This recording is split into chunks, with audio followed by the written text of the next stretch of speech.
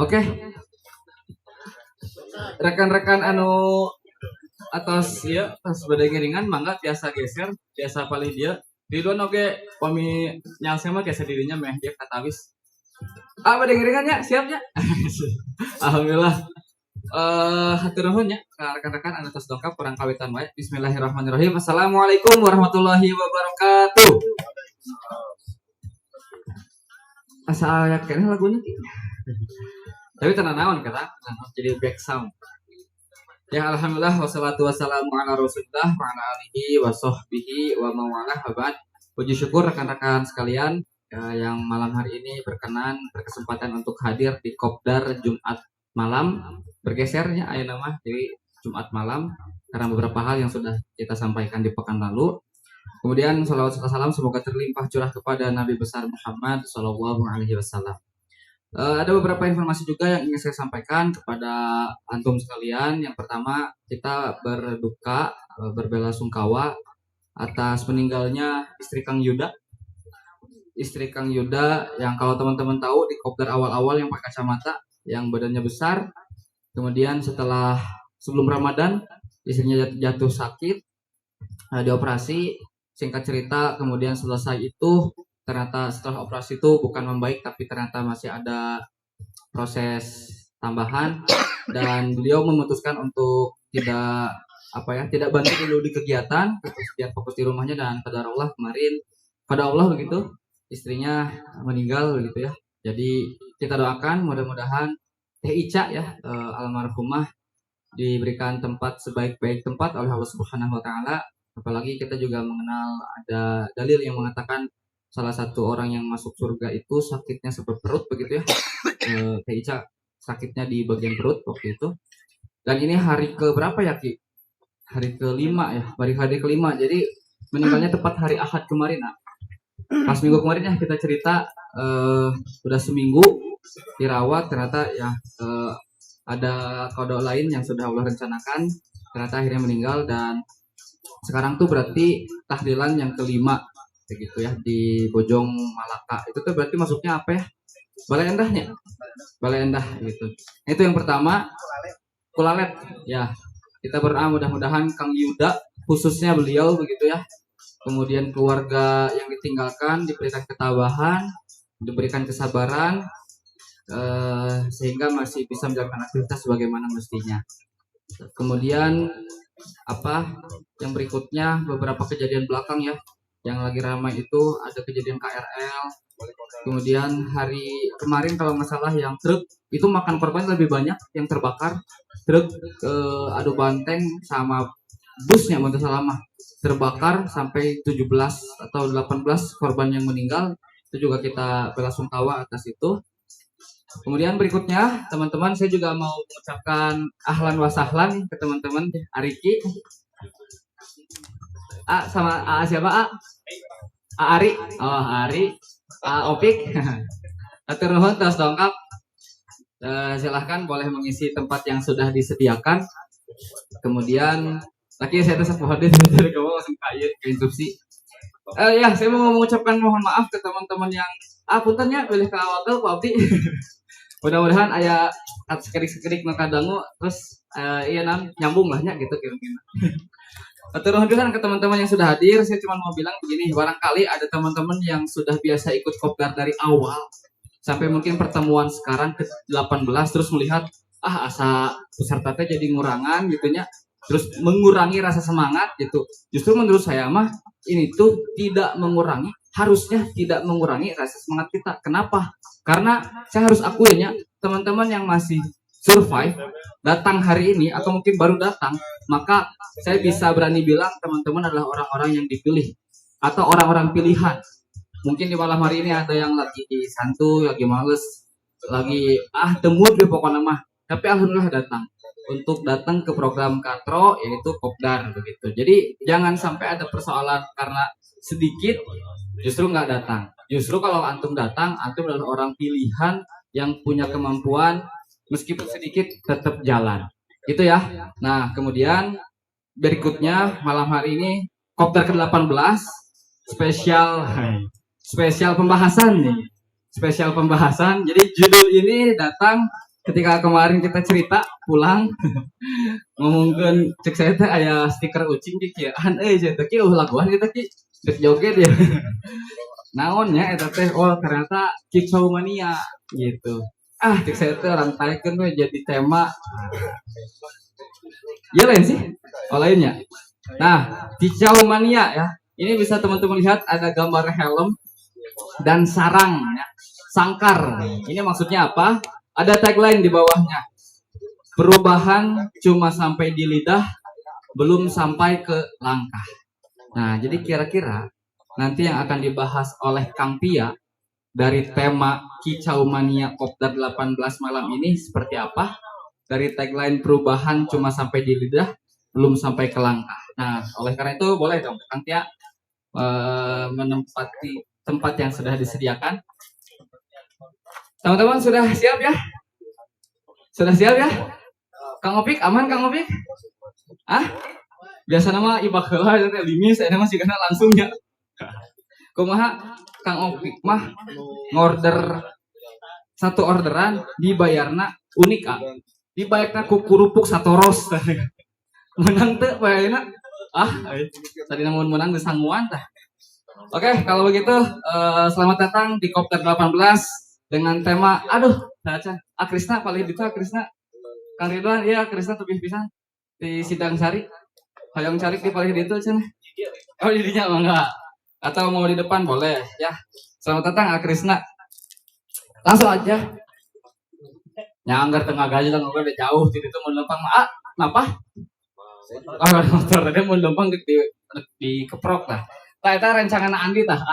Tah kartosan tah mangga Anda. Ya, selamat datang di Kopdar 18 dengan tema Kicau Mania. Perubahan cuma sampai di lidah, belum sampai ke langkah. Kita berikan tepuk tangan untuk Ustaz Tia. Yeay. Kepada Kang Tia, waktu dan tempatnya dipersilahkan.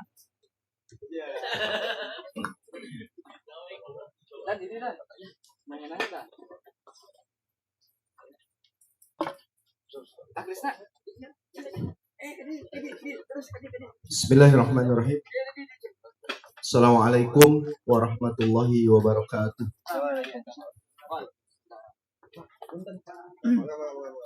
Innal hamdalillah nahmaduhu wa nasta'inuhu wa nastaghfiruh wa na'udzu billahi min shururi anfusina wa min sayyiati a'malina.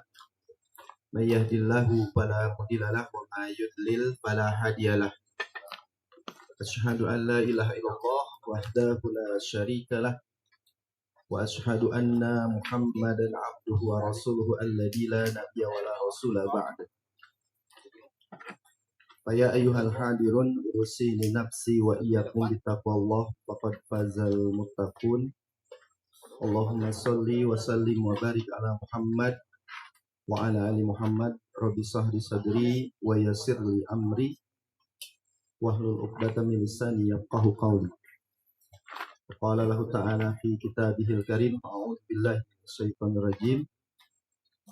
Ya ayyuhalladzina amanu lima taquluna ma la taf'alun kabura maqtan indallahi an taqulu ma la taf'alun. Qala aidan innallaha la yughayyiru ma biqaumin hatta yughayyiru ma bi anfusihim. Shadaqallahul adzim. Alhamdulillah segala puji hanya milik Allah atas segala karunia-Nya kita bisa berkumpul kembali bermuajahah di tempat yang insya Allah diberkahi dan dirahmati Allah Subhanahu wa taala, di kafe yang kita cintai Kagisik dalam rangka mengkaji ilmu. Mudah-mudahan ini menjadikan wasilah kebaikan bagi kita semua. Tidak lupa salawat salam semoga tetap tercurah kepada uswah kita semua, Nabiullah Rasulullah Muhammad sallallahu alaihi wasallam, teladan terbaik, al-insan kamilan, manusia yang paling sempurna yang telah Allah utus ke muka bumi untuk membawa Islam sebagai din yang hak yang akan dimenangkan atas agama-agama yang lain. Dan tidak lupa kepada keluarganya, sahabatnya, dan kaum muslimin saudara-saudara kita semua. Mudah-mudahan kita menjadi salah satu bagian dari umatnya yang senantiasa berpegang teguh kepada ajarannya, setia terhadap Islam, setia terhadap sunnah-sunnahnya, sehingga kita layak kelak berdiri di hadapan Allah Subhanahu wa Ta'ala, diakui sebagai umatnya, dan berdiri di hadapan Allah di bawah panji-panji beliau. Amin ya Rabbal alamin. Baik teman-teman sekalian, ini materi Kopdar ke-18, unik ya, Kicau Mania. Nah, nanti esensinya mungkin lebih dalam di pembahasan slide selanjutnya. Perubahan cuma sampai di lidah, belum sampai ke langkah. Ini ada gambar helm di kurungan. Kalau berbicara kicau mania, kira-kira apa yang terbesit dalam pikiran kita? Manuknya. Murai, sak ijo. Apalagi? Jalak ya. Apalagi? Oh, kacamata ya. Dulu itu ada burung kecil, tapi bisa harganya puluhan juta. Pleci disebutnya. Kebetulan memang saya senang burung. Ada yang senang burung di sini? Cuma punya. Semua punya burung. Jadi kalau berbicara kicau mania, pasti apa yang terbesit dalam pikiran kita itu burung. Kalau berbicara burung biasanya berbicara apa? Suara. Gacor, tahu gacor? Tahu istilah gacor? Naon?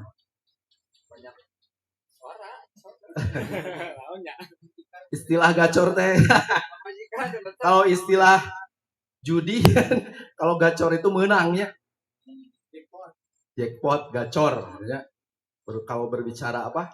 Slot ya, gacor. Kalau berbicara burung juga ada istilah gacor.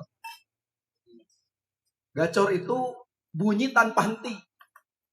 Istri kita gacor?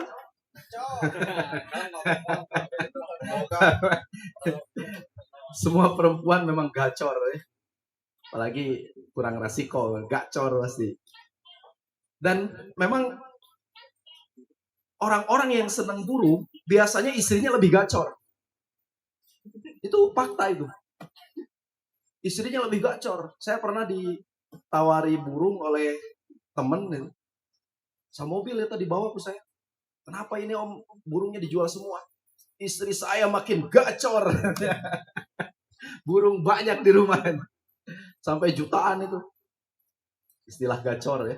Jadi gacor itu istilah perburungan bunyi tanpa henti. Jadi berhenti bunyinya itu hanya makan dan minum. Sare. Coba tidur ya. Tapi ada juga memang burung itu yang tengah malam gacor, ada. Beranjangan. Asli itu. Ayo beranjangan. Gacor, berisik gitu. Tapi yang senang burung itu semakin volumenya kencang, semakin gacor semakin senang. Gitu. Ya. Ada juga istilah moncer di perburungan itu. Tahu nggak moncer? Nggak ada yang senang burung ya di sini ya? Belum datang, masih nggak, berarti nggak ada yang tahu istilah moncer. Moncer itu istilah burung lomba. Kalau digantang di lapang, moncer. Begitu. Di rumah itu bisa diam aja burung itu. Di rumah. Tapi ketika dibawa ke lapang, moncer. Begitu. Ada juga yang sebaliknya. Gacor di rumah, di lapang, jempe. Ada yang sebaliknya seperti itu. Nah, nanti esensinya sama kita apa? Ya. Gacor.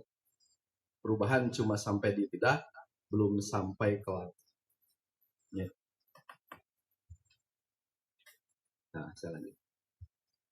Dedikasi total untuk hobi kita bukan masalah buat kita.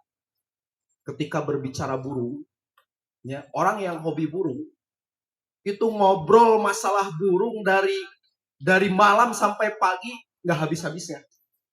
Dari mulai ngomongin pakannya, mulai ngomongin mandinya. Mandinya juga dibahas itu. Mandinya harus seperti apa? Ada burung yang mandinya itu harus sampai lences gitu ya. Apa lences? Sampai kulimis, sampai basah. Habis. Setelah itu burung harus dijemur dan ditutup sama kerodong. Tahu kerodong? Kerodong itu tutup kurung itu ya. Udah dimandiin sampai basah, tutup kerodong, dijemur sampai siang. Mandinya, pakannya, kemudian berbicara pakannya, sampai macam-macam itu orang. Ya, sampai cari apa itu teh? Kaki seribu itu? Bukan. Kelabang. Sampai rela cari-cari kelabang. Magot enggak. Ini takaran ekstra puding sebutnya itu. Kalau jangkrik sama kroto itu ya, sama ulet itu. Takarannya harus seperti apa itu sampai diteliti. Serius itu orang kalau sudah berbicara burung. Dan saya merasakan itu. Ngobrol burung dari Ba'da Isya sampai subuh. Sambil liatin burung kita. Gak ada masalah. Sampai rela ninggalin anak istri demi burung. Sampai ngejar-ngejar burung itu sampai ke pelosok kejar. Ada informasi burung A misalnya. Bagus, kejar. Ya. Itu baru burung kicau ya. Ada juga burung merpati, itu lebih ekstrim lagi sebetulnya. Ada itu luar biasa itu ya. Sampai nasabnya merpati itu diketahui itu. Ini nasab juara. Anaknya si A, si B, si C itu sampai tahu itu. Sampai seperti itu. Beli telurnya anak si juara si Ulan misalnya. Telurnya bisa 12 juta itu. Telurnya lebih ekstrim lah. Itu orang rela mati-matian. Ya. Demi hobinya. Itu baru berbicara burung. Lagi rame tren kicau mania, orang rela merawat burung dari piik baru menetas. Dari anaknya ya diurus sampai bisa moncer di lapang, rela mati-matian. Sampai rela duit rasikuki dikurangan. Sampai rela berbohong kepada istri. Pah, beli burung berapa? 200.000. Ada yang nawar, padahal belinya 3 juta. Ada yang nawar 500.000 ke istrinya, dijual sama istrinya. Pak, boga bati 200.000, kan belinya 200.000. Gagaro, padahal belinya 3 juta. Ada kejadian seperti itu. Ya. Sampai rela berbohong pada istri ya. Kalau pemuda nggak tahu ya kalau yang hobi burung itu seperti apa. Mungkin sampai rela gajinya itu hasil keringatnya itu digunakan untuk hobinya. Kemudian jika ada orang yang hobi motor, ya, ini ada kesamaan dari dua sisi hobi ini. Telaten, sabar, konsisten tiap hari, rela keluar modal demi satu tujuan, hasil maksimal di gantangan atau di aspal. Ini berbicara hobi ya. Kita berbicara hobi burung maupun hobi motor. Telaten. Ini sampai detail kekurangan motor kita itu apa. Itu sampai detail. Ngobrol masalah motor kuat sama dari malam sampai subuh. Ya. Sabar. Dan istiqomah. Ya. Konsisten tiap hari. Sampai tahu kekurangan burung kita, kekurangan motor kita itu tahu. Ya. Rela keluar uang sampai gajinya habis pun rela. Itu anak-anak motor. Ya. Beli aksesoris dan sebagainya itu ya. Rela itu. Kalau berbicara hobi, gak ada masalah buat dirinya. Kalau berbicara hobi. Nah di sini ada yang hobi motor? Ada mungkin ya. Ada. Rela, pasti rela. Rela berkorban sampai titik darah penghabisan. Ini luar biasa saya pikir. Ini jadi hikmah nanti ya ketika kita berbicara perubahan dalam diri kita. Jadi hikmah dari hobi kita. Ya. Kalau buat hobi gak ada masalah. Mau kurang tidur, mau habis uang, ya. Mau meninggalkan anak istri, ya. Gak ada masalah. Tinggalkan semua. Hanya untuk sekedar hobinya. Itu ada pada diri kita. Atau berbicara hobi yang lain pun sama. Ini hanya sebagai contoh saja. Di slide ini berbicara hobi burung dan motor. Mungkin hobi kita itu masing-masing berbeda. Apalagi kalau saya tambah contoh. Hobi mancing. Ada yang hobi mancing? Ya. Sampai berbicara umpan, wah, mengerikan gitu.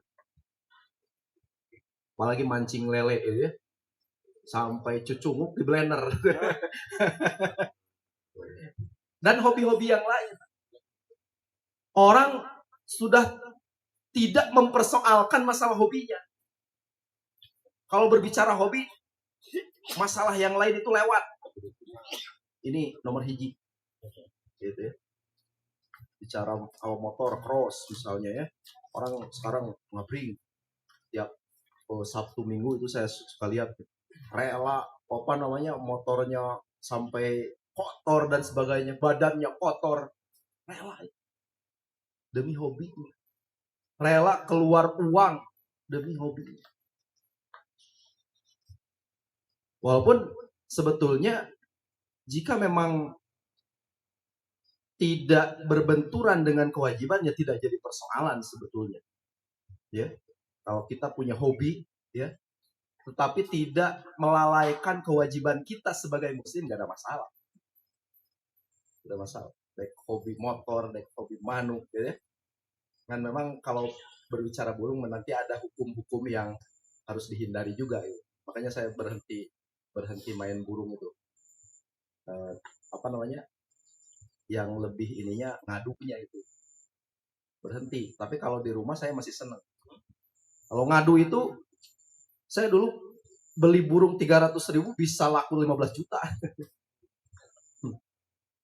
Ya. Karena diadunya di lomba. Tapi sekarang alhamdulillah saya berhenti dan tidak punya burung. Ya, tapi kalau ada yang jual murah saya beli. Terjualin deh kan ya. Nah, ini fakta ya, realita tongkrongan yang kita obrolin. Hidup harus berubah di tongkrongan teh. Ya, ngobrol. Orang teh ulah kieu wae. Ya, harus berubah. Kemudian komunitas kita harus berubah. Mimpi masa depan bahwa tongkrongan kita itu bisa menaklukkan dunia misalnya. Ya, pemuda-pemuda yang nongkrong itu masa depan. Atau yang lebih baiknya itu saling support untuk hijrah. Realita memang di tahun-tahun ini banyak teman-teman, alhamdulillah ya, saat ini banyak pemuda yang berbicara hijrah. Saya pikir ini adalah kemajuan bagi kita. Ngobrol di jalan, tapi ngobrol masalah Islam. Ngobrol di tongkrongan, tapi berbicara masalah hijrah. Tetapi yang sebenarnya terjadi itu hanya sebatas omongan. Hanya diobrolkan saja di tongkrong. Ya. Berbicara hijrah tetapi sebatas omongan. berbicara Islam tetapi sebatas omongan saja di tongkrongan. Tidak ada aksi. Takut dibilang soalim. Ya, tiba-tiba harus pakai sorban misalnya. Ya, tidak harus seperti itu kan. Ya. Tiba-tiba harus pakai peci, tiba-tiba harus pakai sorban, harus sarungan, apalagi harus pakai gamis. Kemudian merasa lebih aman dan tetap sama. Berubah itu terasa aneh, tetap sama, terasa lebih aman. Jadi kalau berbicara berubah itu merasa ada sesuatu yang aneh dalam hidupnya. Kalau berbicara perubahan, ya, berbicara Islam, berbicara hijrah. Kalau saya hijrah, mungkin dijauhi. Dibilang soalim lah. Merasa lebih aman dan tetap sama. Ini realita tongkrongan hari ini. Tapi setidaknya saya apresiasi, ya. Anak-anak hari ini berbicara nongkrong, berbicara Islam, berbicara hijrah. Masih mending itu. Masih bagus, ya. Alhamdulillah, ya. Mudah-mudahan ini menjadi modal bagi anak-anak kita, anak-anak tongkrongan, supaya nongkrongnya itu tidak sebatas nongkrong. Ya. Ini ada katro, ada hijrah subuhan kalau di Bandung itu ya. Saya pernah ngisi di sana. Mereka itu begadang dari subuh, dari ibadah isya sampai subuh, disebut hijrah subuhan. Ba'da subuh ngaji, ya. Luar biasa. Dan banyak anak-anak tongkrongan di kota Bandung hari ini yang setidaknya ada perubahan yang lumayan. Tetapi realita yang sebenarnya terjadi itu hanya ngomong saja, takut dibilang soalin, merasa lebih aman dan tetap sama. Jadi kalau berubah itu merasa aneh, jadi orang aneh, jadi orang terasing. Padahal orang terasing itu adalah orang yang beruntung sebetulnya. Jadi kita di lain waktu dibahas ya orang-orang terasing. Nah, jebolan kicau manusia di tongkrongan. Kalau berbicara kicau, kalau mendengarkan burung berkicau itu enak didengar. Walaupun tidak semua orang nyaman mendengarkan burung gacor. Karena ada juga tetangga yang merasa berisik gitu ya dengan burung yang kita miliki misalnya. Ada. Tetapi kalau orang yang hobi itu dengar burung sekenceng-kencengnya itu enak didengar. Sampai nyeletit karena panonnya, tapi merasa punya kebanggaan tersendiri. Nah, sebaliknya kalau berbicara manusia yang sekedar berkicau, nah ini masuk.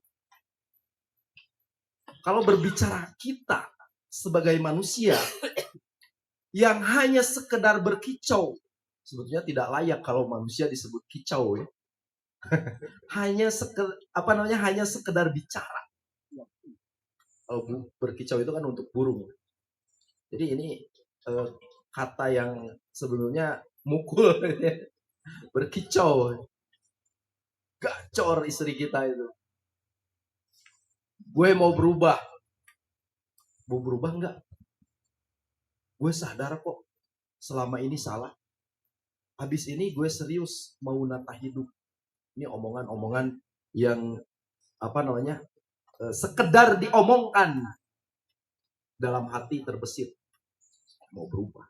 Saya mau berubah. Saya sadar bahwa selama ini misalnya jauh dari Allah Subhanahu wa taala. Pokoknya setelah ini saya akan nata hidup lebih baik. Pokoknya kayak Ramadan ya, misalnya. Atau misalnya ayeuna mah kan ngora keneh nya, engke lah 40 tahun saya dek ka masjid. Kadang ada besitan-besitan pikiran manusia seperti itu. Engke lah urang mau ngora keneh. Tetapi yang jadi masalah kan kita belum tentu sampai. Nah, berbicara volume ya, arik itu ngomongnya itu. Sampai beak gas oke itu. Ya. Kalau berbicara volume kemudian atau narik gas Wah, sabeakna. Tetapi kecepatan di aksi, no. Aksinya itu nggak ada. Ngomong matarik, tapi aksinya nggak ada. Lidah itu ringan, gas itu gampang ditarik, tapi langkah itu berat. Butuh cengkraman, aspal. Hasilnya, banyak yang kuat di lidah, tapi mesinnya mogok di tempat. Jadi ngomong tarik, tapi temaju-maju. Ya. Bicaranya kenceng, tapi aksinya nggak ada. Ya. Kayak tadi burung. Gacor di rumah, ketika di lomba, sekecet-kecet acan. Ada itu burung seperti itu. Wah, ini kayaknya burung juara ini. Kan di rumah itu nggak berhenti gacornya itu. Itu fakta ya, fakta di dalam perburungan. Gacor di rumah itu nggak henti-henti. Tapi ketika dibawa ke realita kehidupan, kalau gitu, di bawah lomba, ya bertarung sesungguhnya, ya sampai siun. Nah, kita juga kadang seperti itu. Niat, misalnya ya, niat sudah gede, sudah bener, ngomong dina pikiran, saya ketika terjun di lapangan, gak ada aksi sama sekali. Ya, ulah cigah manuk gacor tadi. Wah, kenceng di rumah. Wah, ini volumenya tembus saja. Oh, dilihat sama teman-teman, wah, tarik gitu. Tapi ketika dibawa di medan yang sebenarnya, gak ada aksinya. Apakah seorang juri ngadu burung itu akan menilai burung yang gacor di rumah? Pak, cek nembongan teh tadi imah mah gacor, tadi dia mantel. Ya, kan gitu. Nah, kadang-kadang kita juga seperti itu. Gigi netral, siklus tanpa akhir. Ulang, balik lagi ke kebiasaan lama. Ngomong, aksi, balik dia. Tapi balik deh, sadar, kayaknya gue harus berubah. Besok lah. Atau minggu depan. Kalau tidak hari ini, mungkin minggu depan. Kalau tidak minggu depan, mungkin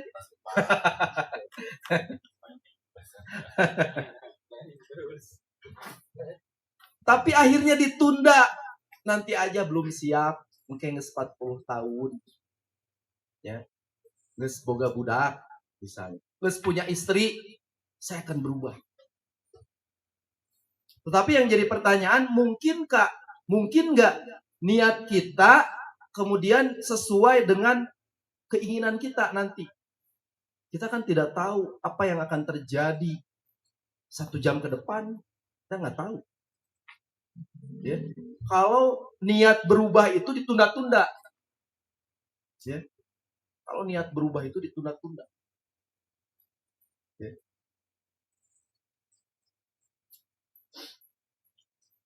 Rugi kalau orang sudah punya niat benar, ya, kemudian sadar, tetapi menunda, ya, keinginan sadarnya itu, keinginan berubahnya itu ditunda-tunda. Rugi. Karena kita tidak tahu apa yang akan terjadi esok atau lusa. Nah, jangan sampai penundaan perubahan kita itu kita baru sadar ketika memang kita sudah tidak ada di alam ini. Karek sadar. Batur kan. Di alam kubur batur. Baru sadar. Baru punya niat. Walaupun niat pun sebetulnya Allah sudah catat sebelumnya. Ya, sudah dicatat ya. Kalau niat baik itu tidak dilakukan, Allah sudah catat. Ini maha rahmannya Allah Subhanahu wa taala ya. Kalau niat dalam hal kebaikan tidak dilakukan, Allah sudah catat 1. Berbeda dengan maksiat. Maha sayangnya Allah. Kalau niat maksiat tidak dilakukan, Allah nggak catat. Tapi kalau niat berubah, ya, walaupun tidak dilakukan, Allah sudah kasih 1. Apalagi kalau dilakukan. Dah Allah gini bere nilai hiji niat tuh hukum. Tapi tidak seperti itu, ya. Tapi dalam hal niat pun Allah sudah hargai. Nah, tinggal balik ke kita. Apakah niat itu terus ditunda atau ada aksinya? Atau dilakukan? Ya lebih baik ya dilakukan gitu ya. Bukan hanya ditunda terus. Tunda terus. Baik, selanjutnya. Sahabat sekalian, ilusi kemajuan, false progress, konsumsi motivasi, share quotes Islami, nonton kajian, ngomong mau berubah, kita merasa sudah di jalan yang benar. Tindakan nyatanya itu nonton kajian-kajian di HP ya. Kemudian ngomong mau berubah. Kayaknya kita sudah berada di jalan yang benar. Kita lebih sering mengkonsumsi perubahan daripada menjalani. Itu kajian-kajian di HP gitu ya. Wah, luar biasa. Lebih dari ini. Para ustadznya itu luar biasa. Banyak ngasih motivasi. Ya. Kemudian banyak memberikan pencerahan. Mungkin wah, ustadz di luaran sana luar biasa saya pikir. Ya, para guru kita di channel-channel kajiannya itu. Kita kan sering mungkin ya di YouTube atau di Facebook melihat kajian-kajiannya dengan ustadz-ustadz yang luar biasa saya pikir. Ya. Cigana berubah. Tetapi tindakan nyatanya enggak. Ya. Lebih sering menjadi konsumsi. Niat perubahan itu hanya dikonsumsi saja. Daripada dijalani tetapi hanya dikonsumsi. Tindakan nyatanya nol. Langkah realnya itu meninggalkan kebiasaan lama harusnya. Kebiasaan lama ditinggalkan, kemudian berubah ke jalan yang benar. Nah, kenapa kita terus ngegas di tempat? Diagnosis bengkel hati. Punya niat, ya, tetapi gerung-gerung motor tadi dinya itu maju-maju gitu. Kan nggak mau ngegas di tempat itu di standar 2. Nah, kita itu baru di standar 2. Standar jangkung, digas habis-habisan. Ya. Maju nggak? Enggak. Ini ilusi perubahan. Ngomong, saya mau berubah, memberi sensasi palsu. Seolah sudah di jalan yang benar, padahal mesin belum masuk gigi. Bahkan di standar 2 aja.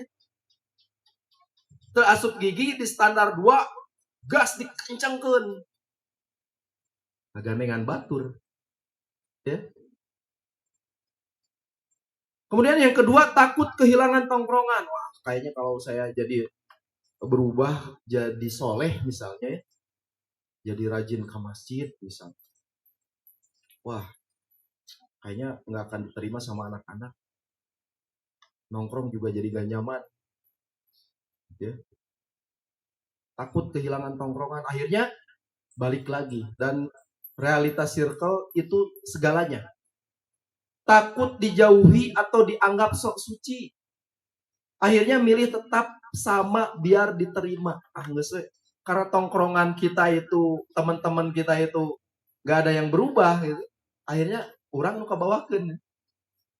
Yang tadinya sudah punya niat bagus, ya, tapi akhirnya berpikir takut kehilangan tongkrongan, takut dianggap sok suci.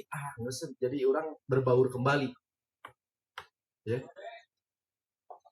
Nah, yang ketiga, bingung starter. Bukan selalu males, kadang ngeblank. Nggak tahu harus mulai dari mana. Ingin berubah tapi nggak tahu kita mulai dari mana. Akhirnya cuma diam dan tetap ngomong. Oh, cicing akhirnya. Ngomong terus berubah, tapi tidak ada aksi. Keperubahan yang nyata.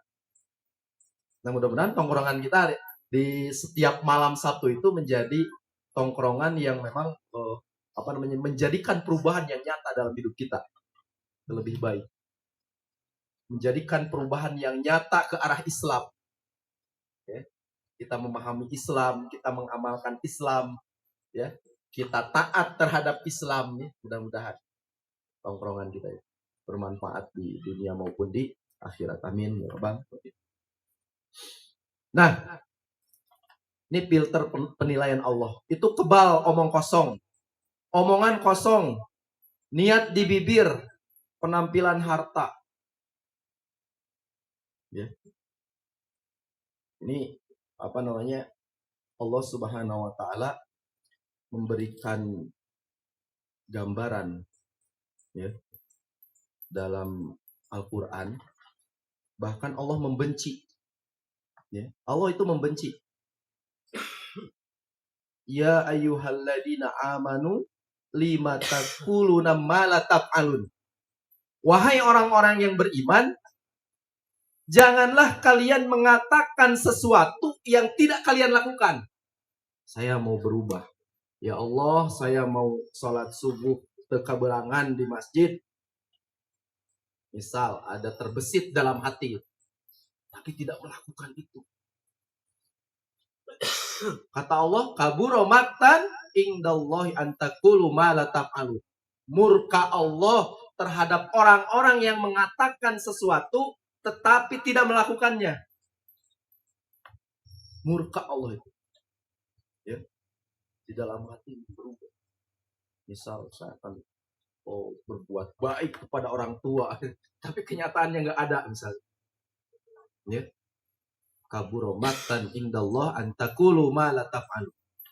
Kemurkaan di sisi Allah bagi orang-orang yang mengatakan sesuatu yang dia tidak lakukan. Ya. Padahal Allah Subhanahu wa taala sesungguhnya Allah tidak melihat pada bentuk rupa dan harta kalian, tapi Allah melihat pada hati dan amal kalian. Niat, amal. Allah melihat. Walaupun hasilnya itu misalnya amal kita itu tidak tidak sempurna misalnya. Atau misal niat saya mau sholat subuh berjamaah tiap hari misalnya. Di masjid, datang ke masjid beri dundukan misalnya. Gak masalah. Ya. Karena Allah melihat niat dan amalnya, usahanya itu. Maka niat di hati harus menciptakan amal yang nyata. Ya. Kalau sudah punya niat, amalnya. Tinggal amalnya. Baik teman-teman sekalian, menunggu hidayah turun tanpa dipancing itu ilusi. Kalau berbicara hidayah, ya, Allah itu maha adil. Semua manusia yang ada di muka bumi ini, Allah beri hidayah. Ya. 8 miliar orang yang ada di muka bumi ini, tidak sedikit, tidak satu pun yang Allah tidak beri hidayah. Karena ada dua hidayah itu. Ada hidayah khalqiyah, ada hidayah irsad wal bayan. Itu hidayah. Semua manusia itu mendapatkan itu. Hidayah khalqiyah, penciptaan. Adanya langit dan bumi, adanya kita sebagai manusia, itu hidayah. Kita memandang gunung, kita melihat matahari, kita melihat alam semesta, kehidupan dan manusia, itu hidayah. Ya. Dan yang kedua, hidayah irsad wal bayan. Diutusnya Rasul dan diturunkannya Al-Quran itu hidayah. Adil Allah itu kepada manusia. Di setiap zamannya itu diutus Rasul. Adil. Dan kita diberi akal oleh Allah Subhanahu wa Ta'ala, diberikan anugerah yang bisa menyambut hidayah itu. Luar biasa nggak Allah Subhanahu wa Ta'ala? Luar biasa. Manusia diberi akal itu untuk menyambut hidayah yang sudah Allah berikan. Nah, yang pertama, banyak anak tongkrongan beralasan, ntar aja lah, nunggu siap, nunggu dapat hidayah, nunggu momennya pas. Padahal tadi kita sudah katakan bahwa hidayah itu semua udah dapat. Kenapa harus ada kalimat nunggu dapat hidayah? Karena semua orang itu dapat hidayah. Ya. Tetapi yang jadi persoalan itu, hidayah itu mau disambut, mau diambil atau tidak. Semua orang dapat hidayah. Semua orang dapat petunjuk dari Allah. Nah, bedanya orang yang mau ngambil atau tidak, nah itu mengambil taufik. Nah, maka dalam hal ini, yang kedua Allah Subhanahu wa Ta'ala berfirman di dalam surat Ar-Ra'd ayat 11, "Innallaha la yughayyiru ma biqaumin hatta yughayyiru ma bi anfusihim." Sesungguhnya Allah tidak akan merubah keadaan suatu kaum, mengubah keadaan satu manusia sebelum mereka sendiri yang merubah diri apa yang ada dalam dirinya. Jadi perubahan itu harusnya ada di dalam diri kita sendiri. Kita nggak nunggu hidayah turun dari langit, kok Allah sudah berikan. Nah, yang ketiga, Allah menunggu tangan kita menekan tombol starter, gas. Hidayahnya sudah ada. Tinggal ngegas. Ya. Bensinnya nges aya, motornya nges aya. Ya. Motornya, wah, dimodif mati-matian. Gitu ya. Bensinnya full. Temogokan. Tinggal nunggu starter atau apa diselah. Ya. Mesin hidup. Ya,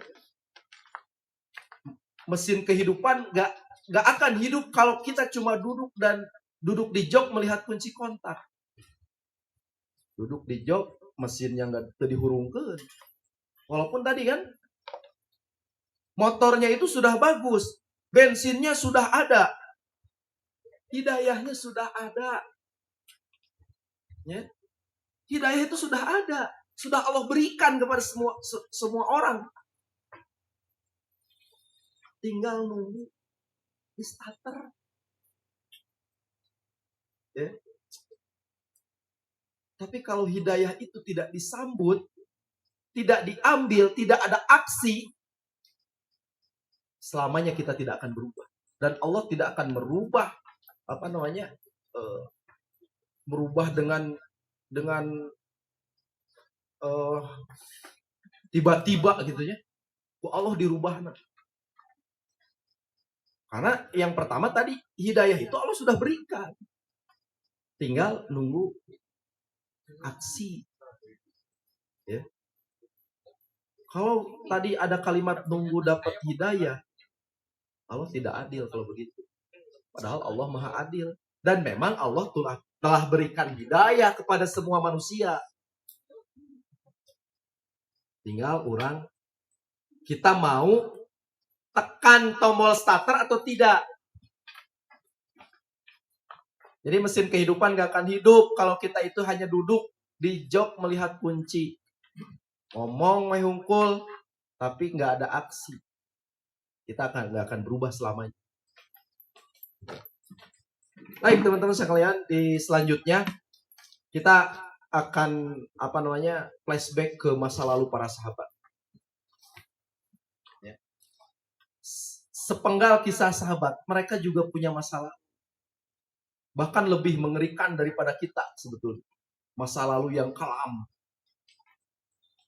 Kita merasa hidup, kita terlalu berat untuk berubah. Tapi coba lihat mereka yang melintas di jalan ini. Sebelum kita, mereka berangkat dari kondisi yang jauh lebih gelap. Dan mereka tidak menunda langkah. maksiat orang hari ini, ya.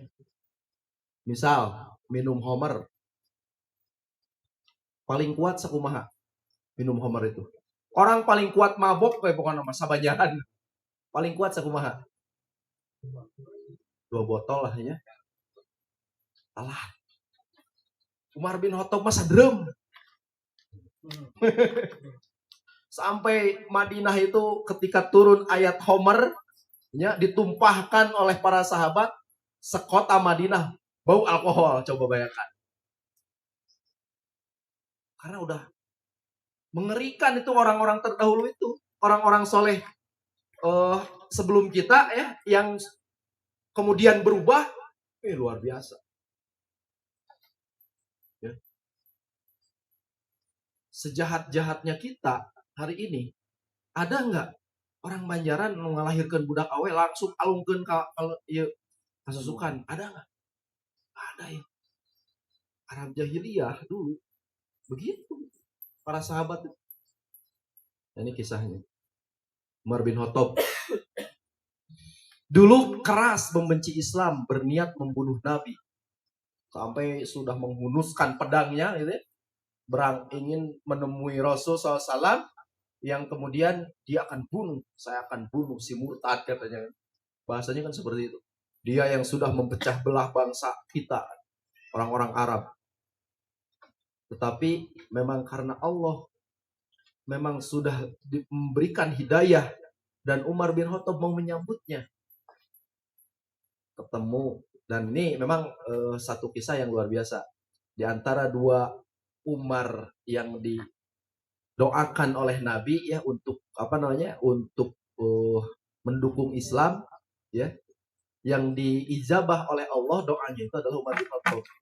Nah, 2 orang ini, satunya itu Abu Jahal, ya, yang didoakan oleh Nabi. Kuatkanlah Islam di antara 2 Umar bin Khattab dan Umar siapa namanya, Abu Jahal saya lupa, Umar bin Hisam, ya. Di antara 2 Umar ini salah satunya Rasul meminta dikuatkan Islam oleh di antara 2 orang ini. Ternyata Umar yang dipilih oleh Allah. Karena apa? Dipilih oleh Allah karena Umar bin Khattab menyambut hidayah itu. Sudah berangkat dari rumah menghunus pedang, kemudian ketemu sama orang, mau kemana wahai Umar? Saya akan membunuh Muhammad. Tidakkah engkau tahu bahwa adikmu sudah masuk Islam, masuk agama Muhammad? Nah, ini kan sepenggal kisahnya itu seperti itu, ya. Lalu berbalik arah, Umar itu menemui adiknya yang ketika itu sedang belajar Islam. Wah, digedor-gedor kan sampai sahabat yang mengajarkan Islam kepada adik Umar bin Khattab dan suaminya nyumput ke dapur kan, adiknya dicekek, disiksa. Jadi merasa tadinya mau membunuh Rasul itu karena marah, tetapi ini lebih melecehkan. Adiknya sendiri masuk Islam. Sampai akhirnya anugerah yang Allah telah berikan berupa akal, ya, menyambut hidayah itu. Kita semua punya akal, tinggal menyambut hidayah itu. Dan ketika itu Umar menyambut hidayah itu dengan membaca lembaran Al-Quran surat Toha. Ini cerdasnya Umar bin Khattab, ya. Toha ma anzalna alaikal Qur'ana litashqa. Ya. Quran ini pokoknya Umar membaca ayat itu menyimpulkan, memberikan kesimpulan bahwa ini, ya, kalimat bukan sembarang kalimat yang tidak turun dari manusia. Nah, itu menyambut iman. Ya. Turunkannya Al-Quran itu adalah hidayah. Nah, sadar, tidak berhenti di kata, setuju, langsung hari takene, aku mau menemui Rasul, tetapi bukan membunuh, tapi aku mau masuk Islam. Sampai dongkap ke Rasul, kan? Nah, yang tadinya mau niat membunuh, tetapi menyatakan keislamannya. Jadi hidayah nangis dapat harita keneh langsung gas harita keneh gitu. Tidak nunda sampai hari esok. Tidak nunda sejam kemudian. Ketika sadar di rumah adiknya itu langsung gas ketemu Rasul, langsung menyatakan keislamannya. Kurang niat berubah, ya, gak ada action. Tapi mudah-mudahan ini kisah Umar bin Khattab jadi pelajaran bagi kita. Semaksiat-maksiatnya orang hari ini, maksiatnya Umar bin Khattab. Ya. Tetapi setelah dia sadar, ya, sadar terhadap Islam, ini jadi orang yang di antara 10 sahabat yang dijamin oleh Nabi bahwa Umar bin Khattab adalah orang yang akan masuk surga. Maksiatna mulai ngelehkeun. Tapi ketika sudah menyadari ya kebenaran, gaspol. Gitu.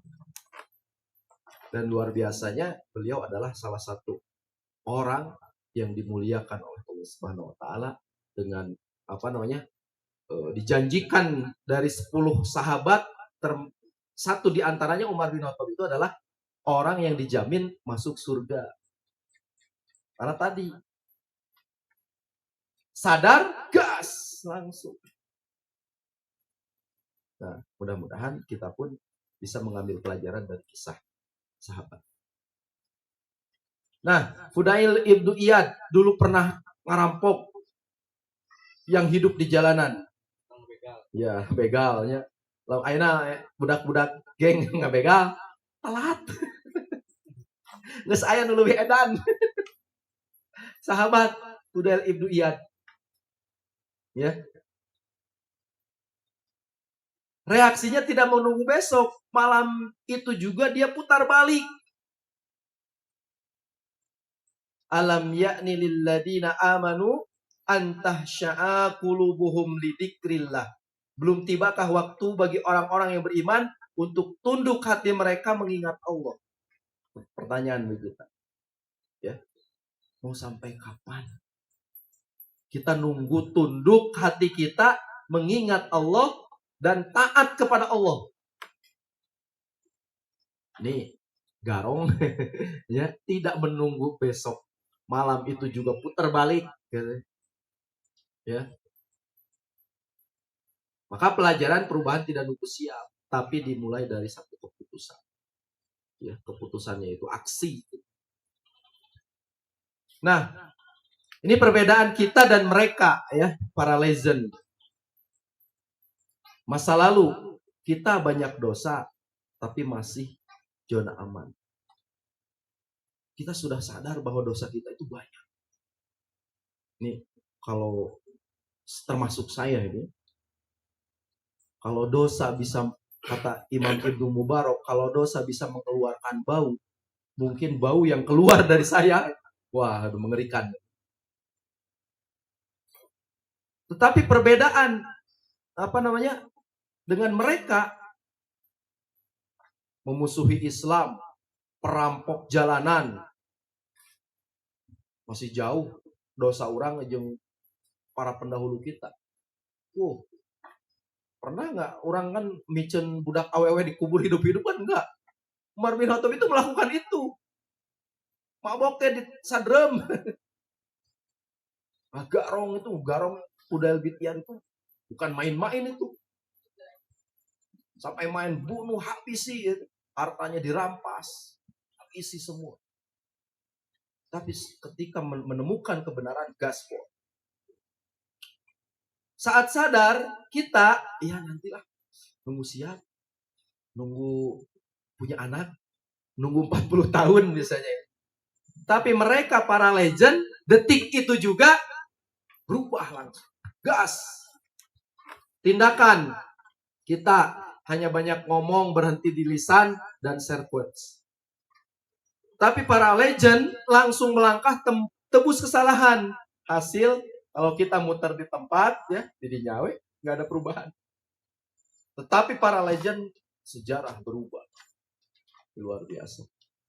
Sampai tadi ya Umar bin Khattab ya yang dengan jasanya itu ya. Kalau tidak dengan jasa estafeta Islam dari Nabi ke Abu Bakar kemudian ke Umar bin Khattab dan selanjutnya itu Islam tidak sampai kepada kita. Itu salah satunya jasa dari para legend. Ya. Kalau mereka tidak melanjutkan dakwah Islam, wah udah berhenti.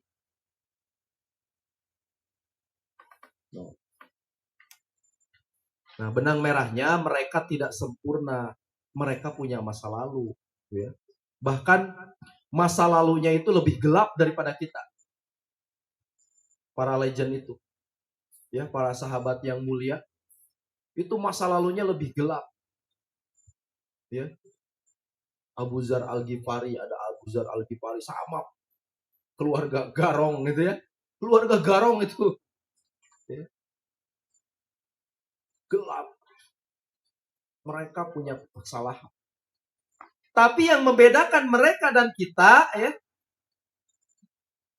mereka tidak berhenti di kesadaran, mereka lanjut kepada tindakan, kepada amal.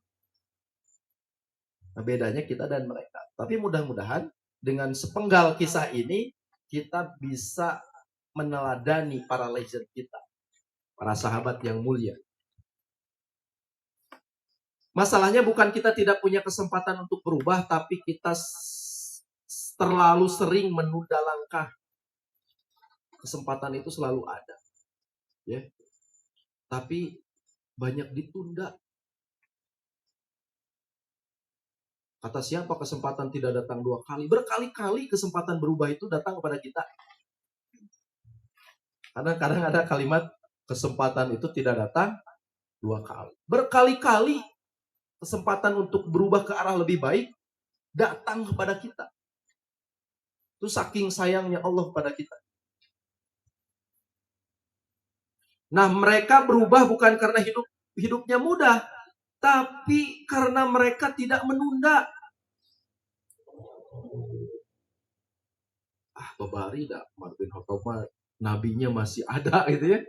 Wah, tinggal berubah terkena hisabnya dibina langsung oleh Nabi. Padahal hidupnya itu tidak. Tapi karena mereka tidak menunda itu. Nah, lantas bagaimana dengan diri kita? Ini betul ya? Kemana tadi tuh?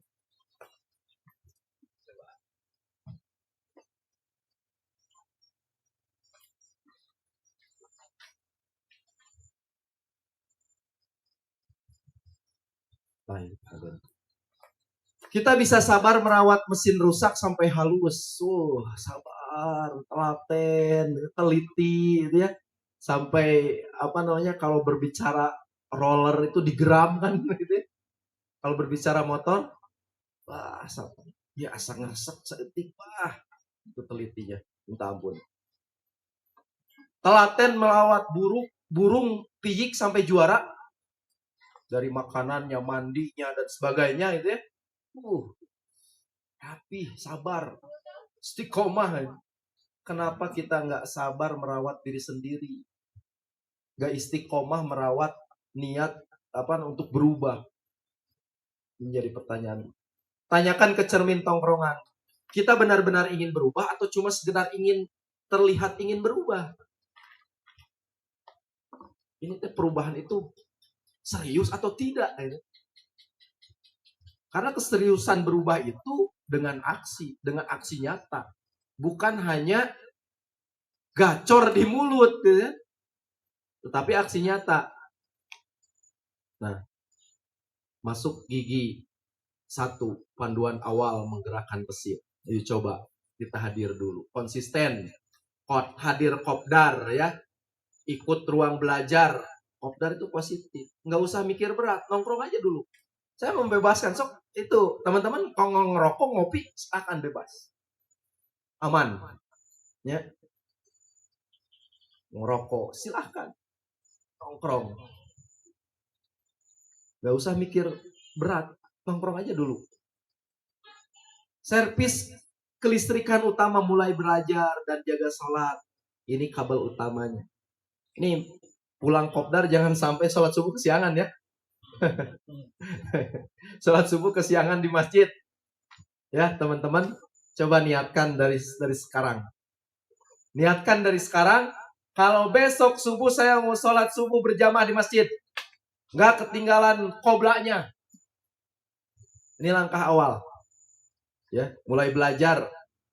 Nah, di antara habit baik itu, sholat subuh nggak ketinggalan berjamaah 40 hari di masjid. Nih, luar biasa prestasi, saya pikir. Masih ada yang sering bolong-bolong, nggak masalah. Tapi mulai dari ini servis. Niatkan mulai besok, sholat subuh di masjid, berjamaah, nggak akan ketinggalan qoblanya. Yang ketiga, ganti baut karat. Perbaiki satu persatu kebiasaan kecil yang buruk. Kurangi pelan-pelan satu hal yang bikin mesin rusak. Maksiat, hal yang sia-sia. Waktu-waktu yang disia-siakan. Itu mulai sedikit-sedikit. Kan kalau kita lihat motor bautnya karatan, wah cepet-cepet ingin ganti ya. Gitu. Kita ya maksiat kecil-kecil harusnya udah siap ditinggalkan. Nah, tidak harus langsung ngebut sempurna, wah berebet langsung pakai sorban, langsung pakai gamis ya. Enggak. Walaupun kita sudah baik pun penampilan kita enggak harus seperti itu kan? Enggak. Bebas-bebas aja. Ya, silahkan dengan stylenya masing-masing.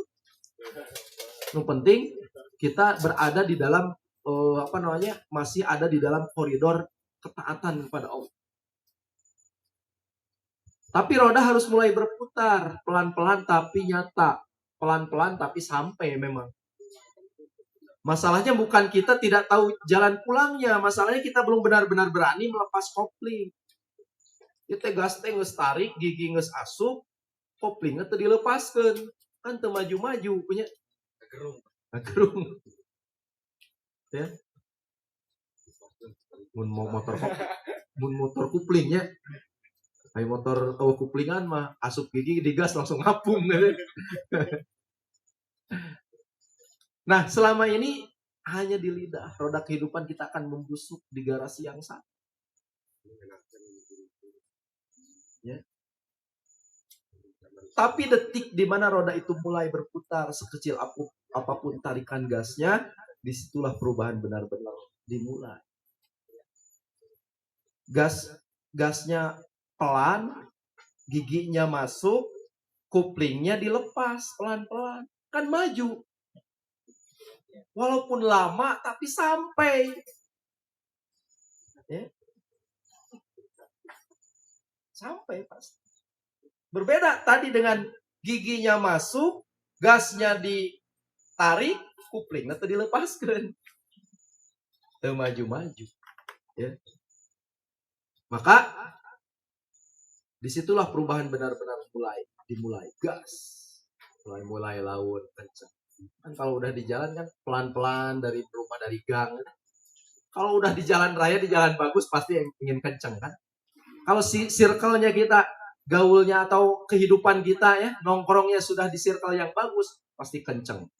Jangan tinggalkan kopdar ya. Dan belajar Islam di tempat-tempat yang lain. Insyaallah mungkin nanti Kang Adan bisa menyediakan itu ya. Mau belajar tahsin, saya mau jadi imam masjid di imam. Di Lebur misalnya. Belajar tahsin ada ya? Ada pokoknya. Nah, jadi imam di masjid di Lebur. Yang maca Quran alus. Ada, kita sediakan. Ya. Mulai. Minimal kan imaman keluarga misalnya. Ingin belajar. Mulai. Nah, itu udah mulai kenceng itu. Udah menemukan jalan anu lemes lah. Nah, jadi kita juga kopdar tidak hanya di sini, insya Allah nanti di kesempatan ini hanya sebagai trigger saja. Nah, sudah ya? Selainnya sampai di situ ya. Mudah-mudahan Dari mulai detik ini ya, dengan niat kita berubah, kita akan benar-benar berubah. Wallahu a'lam bishawab. Demikian yang bisa disampaikan, kita kembalikan kepada Hatur nuhun Kang Tia untuk materinya Kicau Mania. Nah, ternyata materi ini menarik ya. Tidak melihat atau tidak melulu menyoroti di bagian burungnya saja ternyata. Tapi ternyata ada sesuatu di balik kicauan itu. Ada kemiripan ternyata dengan kita meskipun tadi disoroti oleh Kang Tia kurang pas buat manusia mah. Ya betul, kurang pas, tapi banyak bahkan ada yang lebih berisik dibanding burung. Burung mah merengkang teu unggal waktu. Sok kurang masalah mah beunta kene mah ngomong weh, henteu ngomong keluar ge pasti dia sirah.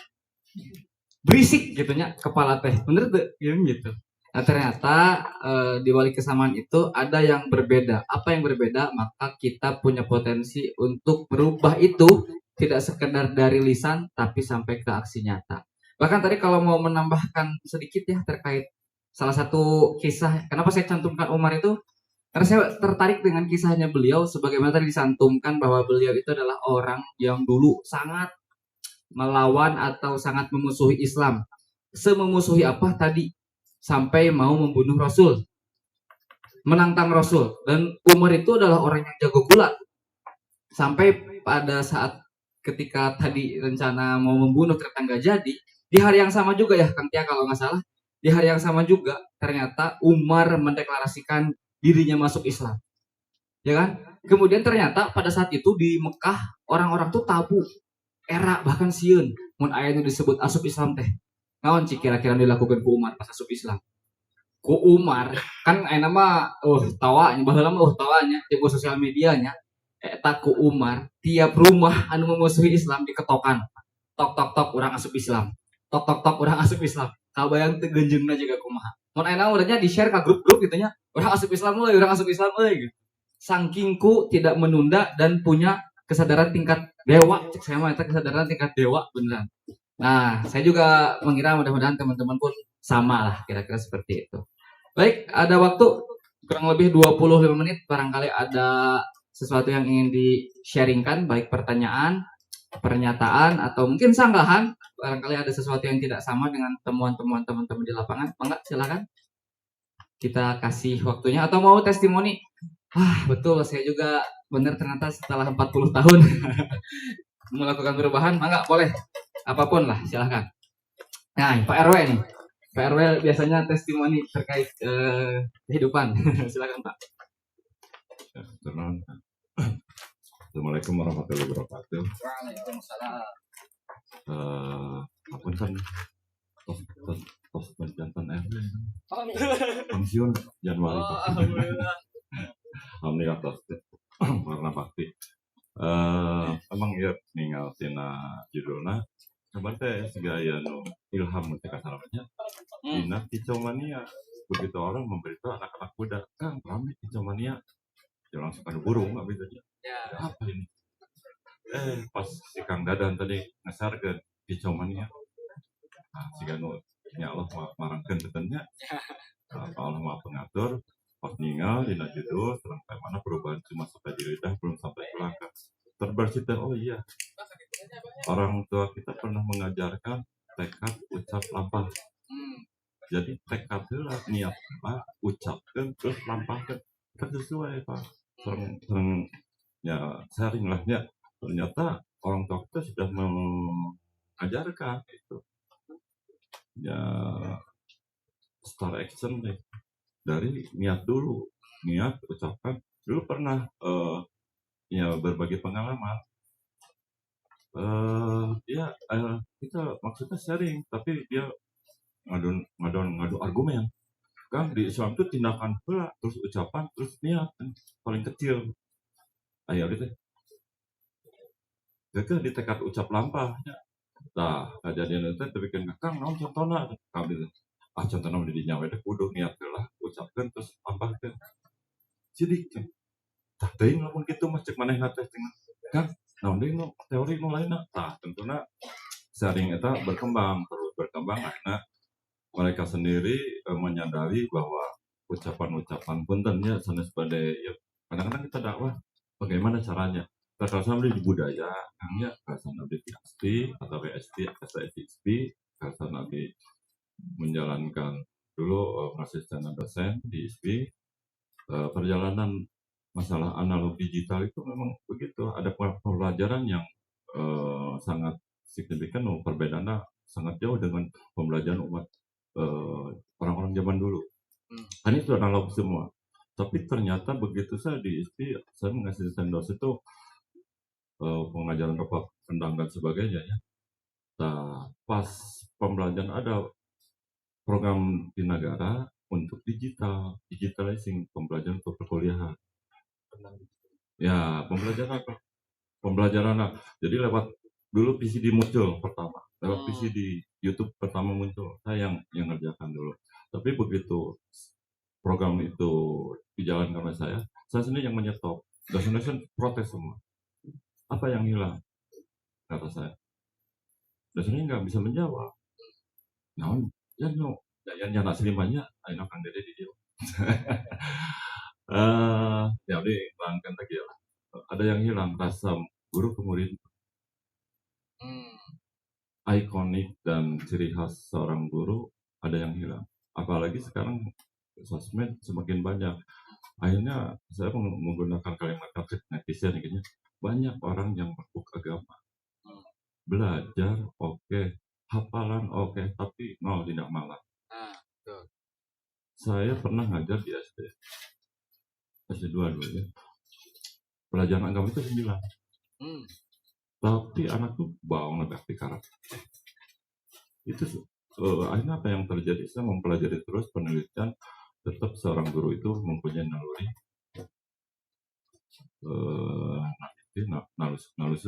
naluri, nalusur, nalukti, nalar. 4 M itu saya pakai. Ternyata otak yang kita beri, yang pengaruhi seorang guru ke anak itu otak atas sadar, otak bawah sadar, tidak sadar. Kita seorang guru harus tahu itu. Yang kita pengaruhi itu mana yang kita pengaruhi. Seperti di kendang atau di alat musik kan beda. Di kesenian seperti ada istilah wiraga, wirasa, wirama. Ragana, rasana, irama. Makanya orang-orang budayawan, maaf tapi ya, karena saya yakin di dunia itu sementara ada aturan agama, aturan pemerintah, ada 3 aturan yang berlaku di dunia itu. Ya, pindah cai, pindah kampian, sekarang di mana bumi dipijak pakai dijunjung, katanya. Gitu. Tapi titik akhirnya saya mempelajari semua cara pengajaran dan sebagainya. Saat kemarin waktu di pengurus RW sangat sulit merubah mindset. Karena teman-teman saya mengatakan kan kalian level akan jadi apa? Saya bingung.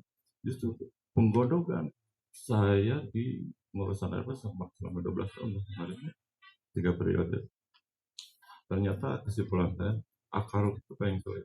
Karena di RW itu dari balita sampai ke orang tua, dari bansos apapun dan laki-laki dan sebagainya itu munal ilmu ini. Ternyata RW itu tugasnya ngaduk kan. Wah, bagus. Sesuatu yang baik. Kita kan penduduk itu hampir 1.200 karakter. Wow, beda-beda. Ya, beda-beda 4 RT. Itu sharing lah, katanya pengalaman itu mudah-mudahan dapat Modal. ya, pengalaman itu guru terbaik tetapnya. Saya Sumar Bakri ini guru terbaik. Nah, itulah kejadian itu makanya hubungan lagi ke kicau mania kemarin begitu melihat kicau mania begitu lihat di YouTube baru 1 jam berapa 1 hari lah itu berapa ratus ribu. Ternyata betul begitu dilihat kicau mania itu, oh iya cangkang yang di kan jadi utamakan berkicau tanpa action. Kalau kita lihat teguh mah dulu aja langkahkan lihat apa yang terjadi, stop dreaming, start action. Itu mempengaruhinya memang otak kembali ke otak tidak sadar yang saya lihat secara psikolog itu KDM cara berbicara pakai otak bawah sadar cara psikolog kan tidak ada nggak dari pasti itu kecepatan berpikir namanya. Itu anugerah di Allah. Terlepas dari masalah akidah ya, saya tidak tahu itu urusan Allah dengan dia. Wah. Tapi ternyata pembelajaran itu Pak ya, banyak hikmah seperti di kawasan ini bukan jadi pemasaran di kamarnya berbagi pengalaman. Ya. Ternyata lebih rumit Pak. Lebih kompleks ya. Udah kuliah ternyata baru kuliah setelah kelas 1 tidak tahu S1 itu sampai jauh mana. Kan saya dulu di AMD Alimadia. Karena AMD itu hampir 70% praktek, 25% teori. Strata 75% teori, 25% akhirnya jong rata-rata anak. Karena saya memperingatkan para mahasiswa itu, awas, Anda itu mahasiswa bukan siswa lagi. Maha besar, maha kuasa, maha mama. Itu mahasiswa itu satu yang menjadi 10, 9 lagi cari. Tapi sekarang satu jadi berkurang. Kembali ke mindset. Tapi ternyata enggak dari penarian. Enggak. Jangan penting. Ya, sebatas sharing ya, Pak Ustadz, maaf bukan menggurui, tapi berbagi pengalaman. Makanya dari dulu saya selalu memberikan sharing lah apa yang saya temukan di perjalanan. Alhamdulillah, nuhun bisa masukkan anak ke Aldi. Masalah topik hidayah orang begitu, orang sinkronisasi. Nuhun bisa mudah-mudahan sinkron nomasian yang dibaca sing ridho di levelnya ikhlas di level. Atau nuhun bila hidayah. Wassalamualaikum warahmatullahi wabarakatuh. Punten. Waalaikumsalam warahmatullahi wabarakatuh. Ya, dari Pak udah resign ya, udah berhenti tuh Pak RW ini. Kita waktu itu kenalnya Pak RW, Pak Ian ya. Tapi ternyata menarik, ada kesamaan. Tapi sebelum ke situ saya ucapkan dulu ahlan wassalam Kang Dery, sareng Kang Kang Cecep. Oh, iya teh Kang Cecep teh. Oh, alhamdulillah Kang Cecep hatur nuhun tos dongkap. Kang Dery sareng Kang Cecep ya asli pribumi Banjaran. Nah, alhamdulillah. Jadi beliau tadinya mau datang lebih awal tapi nan beberes heula ieu nya. Icalan nah tenan naon. Jadi Kang Dery kita udah masuk di sesi diskusi ayeuna teh Kang Dery tenan naon nya ada upami eueuh di materi 1 jam setengah. Tenan abi bingah alhamdulillah. Nah, ternyata tadi ditanggapi barangkali Kang Tia mau menanggapi yang disampaikan oleh Pak Ian. Ternyata betul kita tuh tidak harus sekedar tidak hanya mengedepankan ngomong hungkul gitu. Tentu harus ada tindakan. Jadi dari tadi diawali dari kesadaran, niat, kemudian dengan tindakan. Karena kalau cuma sekedar ngomong doang, perubahan-perubahan itu tidak akan ada nyatanya. Barangkali Kang Tia mau menanggapi, silakan. Pak Mantan, ini luar biasa sebetulnya udah menambahkan, terima kasih itu sudah melengkapi sebenarnya. Saya pikir nggak ada yang harus ditanggapi. Ya. Cuman mungkin sedikit Pak RW ya. Semua manusia itu Allah berikan anugerah akal. Ini anugerah yang luar biasa harus kita syukuri. Ya. Ketika berbicara hidayah, ya, nyambung dengan akal. Kenapa hari ini memang manusia itu sulit gitu ya, hanya ngomong aja tapi nggak ada di aksi gitu. Ini memang soal teori berpikir tadi disinggung oleh Pak RW. Memang di dalam Islam itu memang ada ya teori berpikir, ada tingkat 1, tingkat 2, tingkat 3 dan sebagainya. Ya. Nah, di dalam pemikiran Islam itu karena kita diberikan anugerah akal, kita menggali kebenaran itu memang melalui akliyah, ya, yang kemudian itu akan bisa menemukan kebenaran. Coba saya tanya ya pada teman-teman semua, yang dimaksud kebenaran itu apa? Coba. Yang disebut benar itu apa? Kang Opik barangkali Kang Opik. Ada yang bisa jawab? Laptop dibikin. Ulah tuh. Gratis air mineral. Coba. Ada yang bisa jawab? Nggak apa-apa, papeletukan we Sok, kira-kira Bebas. mun ngabayangkeun nu disebut bener teh naon? Si Rizky mah kudu dialungkeun ka Apa walungan. definisi kebenaran? Ayo Dan, biasanya antum Dan. Benar adalah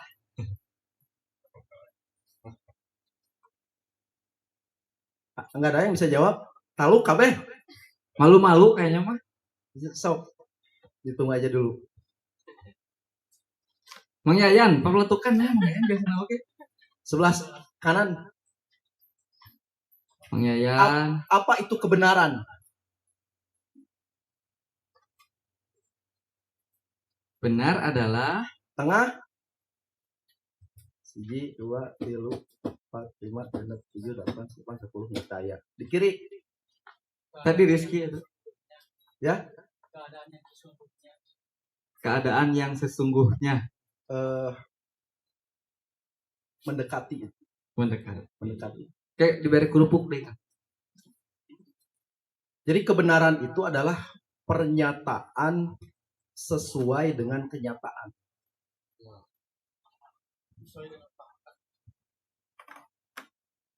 Iya HP, benar atau salah? Mikir heula dong. Cukup sama gelas atuh. Kudu mikir jadi sieun. Naonnya? Ieu manuk benar atau salah? Lamun dia disebut rokok berarti Benar. benar bungkusnya. Ya, Besi bagus. tahu. Aduh, sedih. Karena memang Kode sesuatu wae. yang dinyatakan sesuai. Ya. Pernyataan sesuai dengan kenyataannya. Nah, berbicara nyambung kepada tadi ya terkait perubahan. Kita itu ingin sudah punya niat melakukan sesuatu untuk berubah ke arah yang lebih baik. Tapi cicing wae di tempat. Benar atau salah itu? Salah. Ya. Jadi kalau berbicara perubahan ya, kalau sudah ada niat, kemudian ada aksi ke arah perubahan itu. Benar eta. Itu hanya hijau mania gacor gitu ya. Tadi nu cekang tiada di imah mah gacor, dibawa ke lapangan kincep. Kan itu memang faktanya begitu ya. Kalau yang senang burung, ada burung itu gacor di rumah itu ganti-ganti. Dibawa ke lapang, cepet. Kang Dery ini pencinta kicau mania juga. Cira burung, alhamdulillah. Ya. Atau ada sebaliknya. Orang itu teu ngomong, teu naon. Tapi manuk teh teu disada di imah teh gitu nya. Tapi di lapang moncer. Ada yang seperti itu. Nah, bagus mah nu kitu nya. Yang Kang Dery gitu? Bener moncer. Teu loba omong nya, niat di dalam hati, teu loba omong, action. Itu Ya, lebih bener. bagus, lebih baik. Tapi ada yang begitu ya, kita juga ya. Ada insyaallah mudah-mudahan. Gak banyak ngomong, tahu-tahu di masjid ya pangkalana. Itu bagus itu. Senyap. Teu loba Senyap. omong ya. Oh, itu namanya ada di beja-beja. Urang dek ke masjid. Kalau Umar bin Khattab kan tadi beda ceritanya. Kenapa mengikrarkan mengumumkan keislamannya itu. Beda, itu mah beda cerita. Menurut orang kan itu kan dalam rangka dakwah ya. Menguatkan karena Rasul meminta di antara dua Umar untuk menguatkan Islam. Dan akhirnya Umar bin Khattab yang masuk Islam kemudian mengumumkan keislamannya di para inohong kafir Quraisy ketika itu. Bahwa saya yang telah masuk Islam. Bahkan ketika hijrah pun ketika hijrahnya Nabi SAW dari Mekah ke Madinah, Umar itu kan orang yang paling belakangan hijrahnya itu. Dan mengumumkan hijrahnya itu. Saya Umar. Saya mau hijrah dari Mekah ke Madinah. Ada yang mau menghalangi? So, aya nu dek ngahalang-halang hijrah saya? Aya nu hayang kelengitan suamina? Bahasanya seperti itu. Bahasanya. Ada yang ingin kehilangan anaknya? coba halangi saya hijrah dari Mekah ke Madinah. Nah, refleksinya hari ini, jangan pernah ada yang bisa menghalangi niat hijrah kita. Dek babaturan, dek tongkrongan, ya. Jangan pernah itu menjadi penghalang niat hijrah kita untuk berubah. Seperti halnya Umar bin Khattab. Luar biasa. Ayah nu ngalah halang-halangi sikat. Enggak gitu. Enggak ya, kalau kita halang-halangan aing ke masjid saya disikat. Tapi insya Allah nggak akan ada yang menghalangi kita. Paling itu hanya asumsi saja. Tadi sebagaimana tadi dikatakan, sieun kalengitan tongkrongan, sieun teu di baturan, nggak ada. Itu asumsi. Ya. Niat berubah ya lakukan. Ya. Nah, Pak RW nanti ya, Pak Mantan, memang ini lebih jauhnya lagi di dalam Islam memang ada teori berpikir. Dan kita sudah punya modal dari Allah itu akal. Tinggal memang bagaimana kita memungsikan anugerah dari Allah itu. Ya. Sehingga menjadi pemikiran yang benar. Ini taraf berpikir hari ini, taraf berpikir masyarakat itu memang merosot. Taraf berpikirnya merosot. Ya. Bujeng-bujeng kudu daek datang ke pengajian. Ya. Beas gitu boga misal itu ya. Taraf berpikir yang merosot. Nah, mudah-mudahan dengan adanya kopdar itu bisa merubah taraf berpikir kita ke arah yang lebih baik, ke arah Islam, ke arah hijrah yang sebenar-benar. Demikian, barangkali ada yang lain, silahkan. Baik, ya. Terima kasih Kang Tia, terima kasih Pak Ian. Teman-teman, barangkali ada yang mau diskusi, silahkan. Kang Dani nih. Assalamualaikum warahmatullahi wabarakatuh. Kang, cara melawan rasa malas buat berubah tuh gimana sih? Soalnya kadang saya tuh bukan dari omongan orang lain atau mungkin takut dijauhi tongkrongan buat yang ngebikin saya tuh takut berubah. Malah saya sendiri pun malah dari diri saya, karena melawan rasa malas itu kadang susah. Jadi gimana cara melawan rasa malas untuk berubah itu? Menarik. Nah, ini ada POP menarik menurut saya. Kalau tadi kan di materi yang banyak disinggung itu faktor eksternal yang mempengaruhi kita sehingga kita tidak mau berubah. Ternyata ada yang lebih dalam dibanding itu. Orang teh hese berubah teh lain karena lingkungan, tapi karena diri sorangan. Nah, ya kira-kira kumaha ya? Ngalawan rasa males eta gitu. Mangga Kang Tia. Ya, memang rasa malas itu, ya apalagi berbicara ke arah perubahan itu akan selalu ada. Termasuk saya sebetulnya ini datang ke sini tuh malas sebetulnya. Apalagi bahas kicau mania itu. Hasilnya biasa saya ngisi ibu-ibu itu.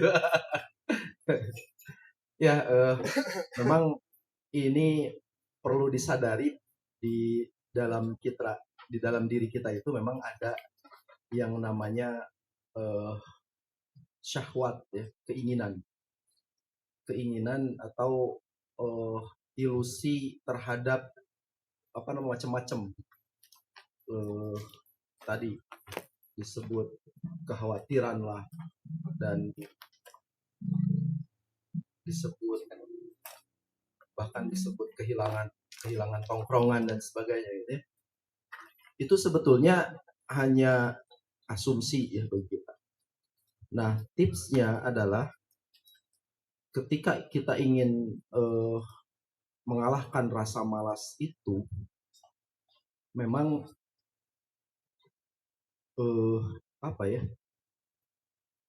ini harus dilawan oleh diri kita sendiri. Nah, saya juga malas sebenarnya datang ke sini.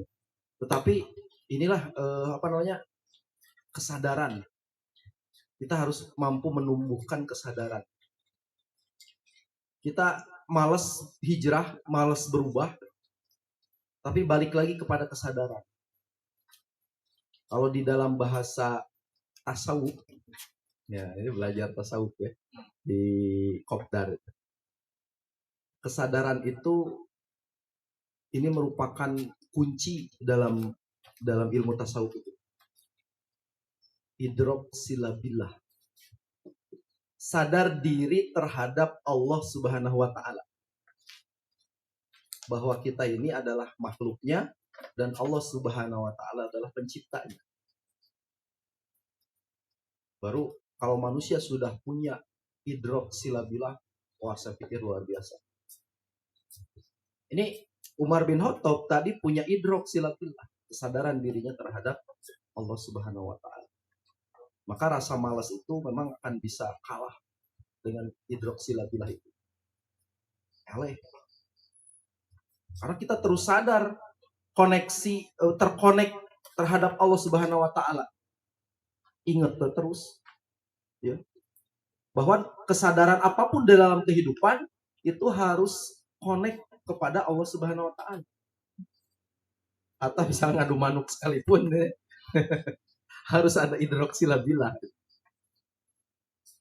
Baru kita akan menyadari apa yang harus kita lakukan. Nah, malas-malas wae.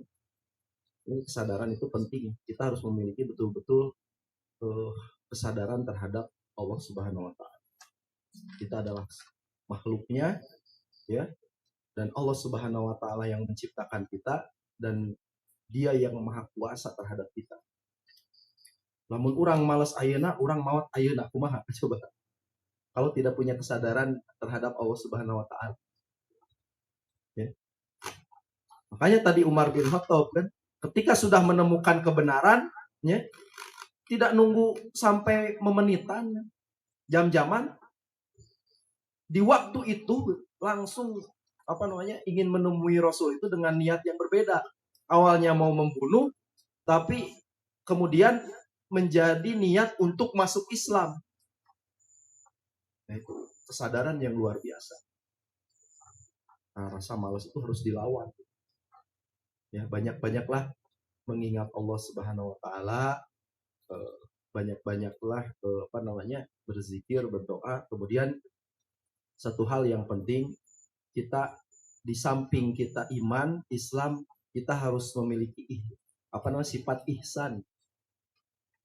Bahwa seolah kita itu memang melihat Allah dan kita terus diperhatikan oleh Allah Subhanahu wa taala. Hidup mati tidurnya kita itu Allah itu bersama kita. Allah itu melihat kita. Kalau kita malas-malesan, Allah itu melihat. Terus emot. Maka yang tadi ya, idrok silabillah, kemudian ihsan. Kita harus memiliki ihsan. Seolah Allah itu sedang melihat kita. Karena memang benar ya sebetulnya. Hakikatnya Allah itu saat ini sedang memperhatikan kita terus. Dan tidak ada satupun makhluk yang tidak luput dari pengawasan Allah. Ya. Semua. Hatta makhluk melata sekalipun tidak ada yang luput dari pengawasan Allah Subhanahu wa taala. Apalagi kita sebagai manusia. Sebagai makhluk yang sempurna, ya. Pasti terus diawasi oleh Allah Subhanahu wa taala. Dan rasa malas itu insya Allah akan hilang. Dan ingat terhadap dosa-dosa. Ingat. Terus mengingat dosa. Dosa-dosa kita itu diingat bukan untuk kembali, tetapi untuk dihisab oleh diri kita.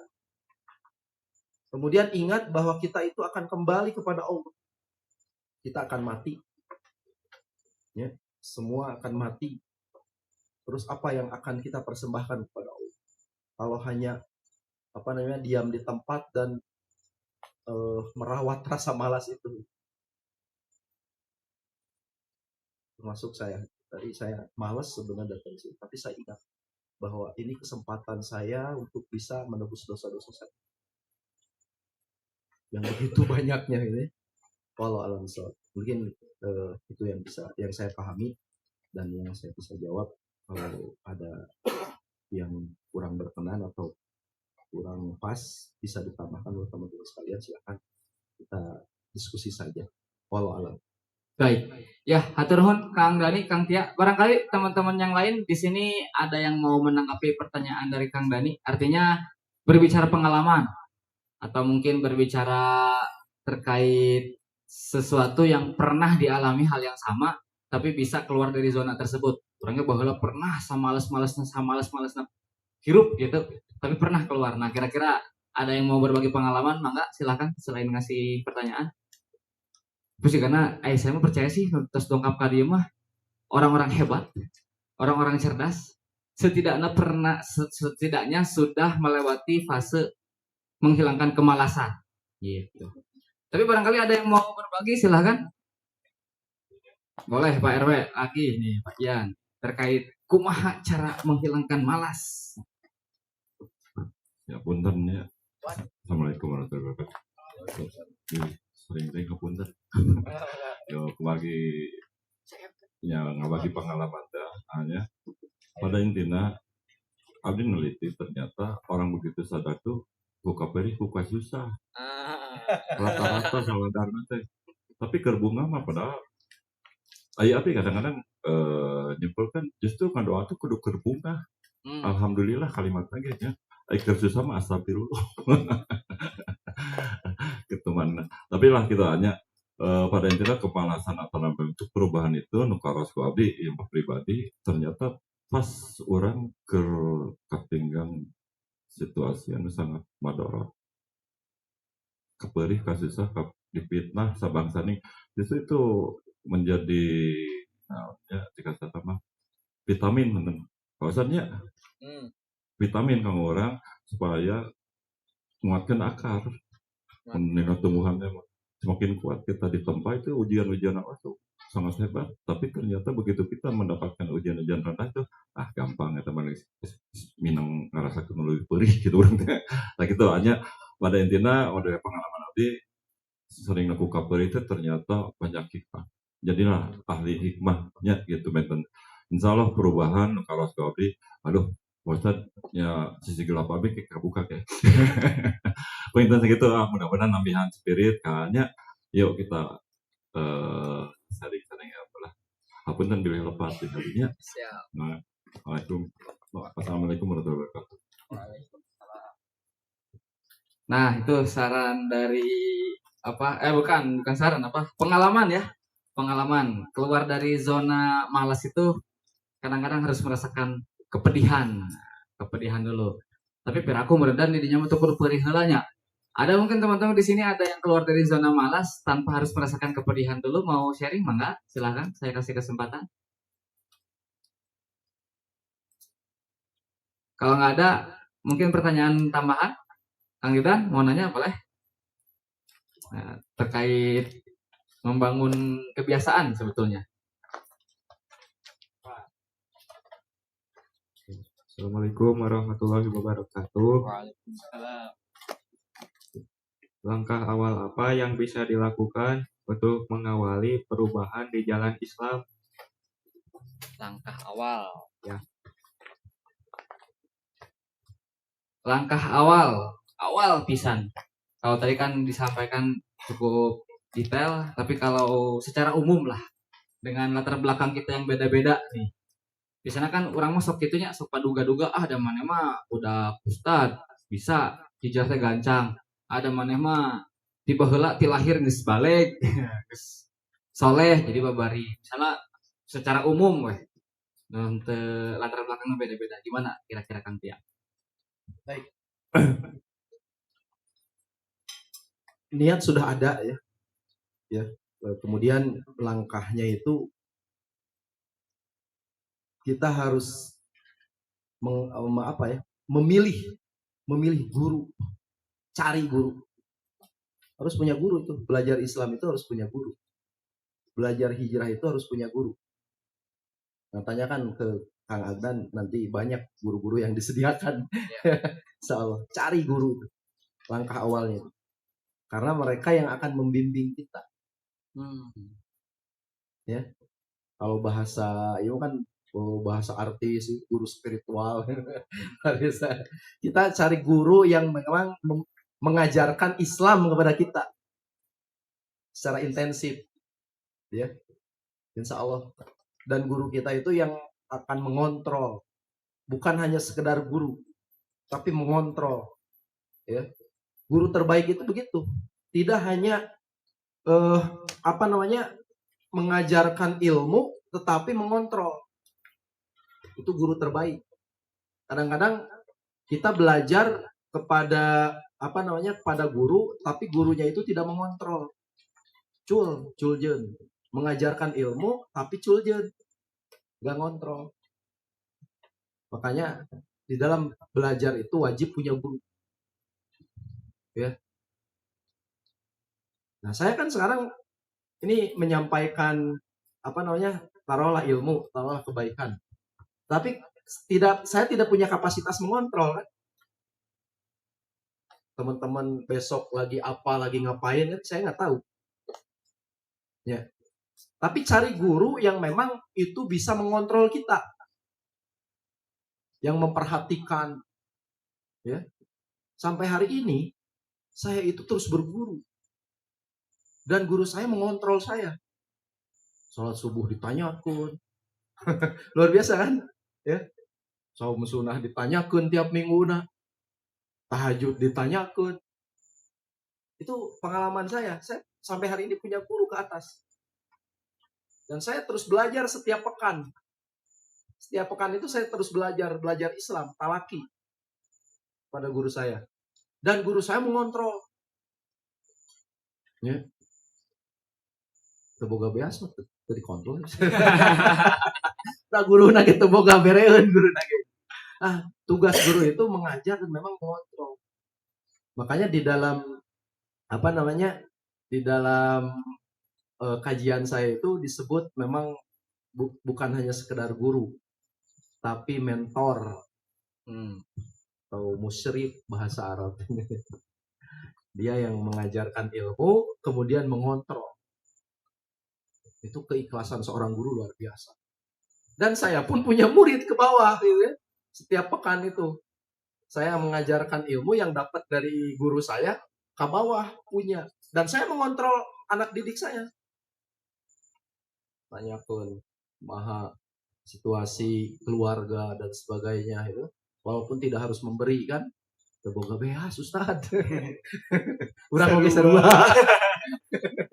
Tanyakan kontrol gimana kehidupan rumah tangga. Rata-rata murid saya punya istri semua.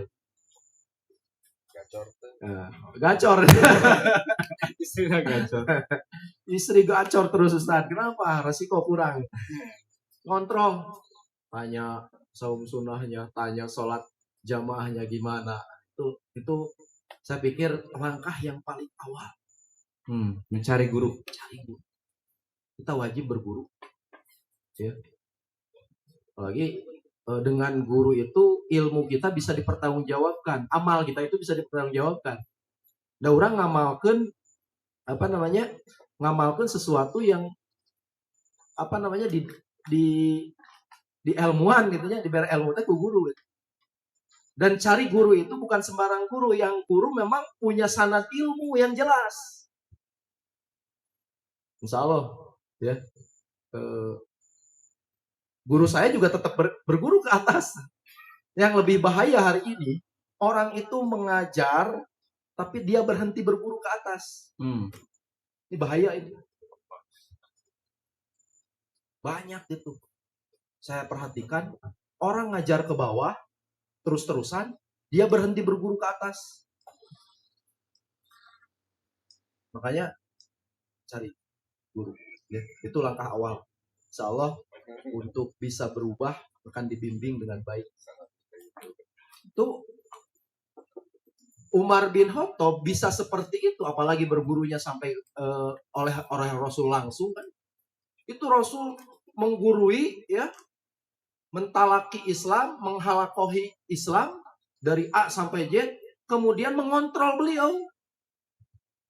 Sampai ada riwayat Rasul itu mengunjungi sahabat 1 hari 2 kali. Coba bayangkan, luar biasa itu. Sebagai bentuk kontrolnya.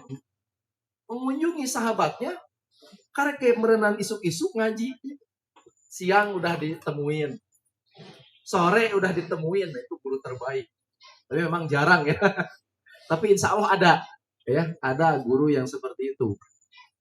Kang Anan nanti bisa siapkan gurunya, ya, banyak ya. Bahkan di sini juga ada guru-guru saya di Senang Panon. Ada Ustadz Riki, ya, ada banyak gitu. Walau alam. Dan beliau masih mengontrol, menanyakan kabar dan sebagainya. Walau alam. Demikian. Barangkali ada yang ingin ditambahkan, silakan. Baik. Begitu Kang Ridwan untuk jawabannya. Cukup? Kang Dani? Cukup? Baik. Jadi kalau sudah ada niat, kemudian komitmennya kuat, kalaupun belum ada guru yang bisa dimintain bantuan, terus ada teman kira-kira gitu ya, teman yang bisa dimintain bantuan, boleh minta ke temannya itu, nanti dicarikan bareng-bareng gitu.